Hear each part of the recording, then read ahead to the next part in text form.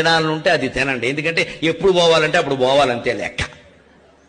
దీనికోసం మళ్ళీ ఒక 100 ఏళ్ళు బతకాల్సిన పని. 4 స్వీట్లు తినే యోగం లేదు, 4 హాట్లు తినే యోగం లేదు, నా బోటుగాడికి రోడ్డు పక్కన మిరపకాయ బజ్జీ తినే యోగం లేదు. మళ్ళీ చెబుతున్నాను.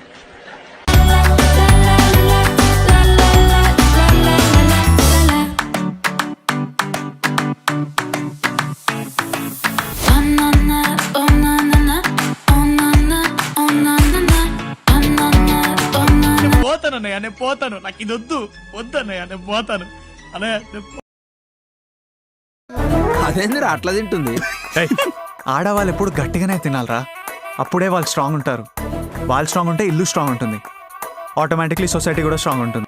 అంటే అన్నాడు గాని ఆ ఊహ ఎంత బాగుందో.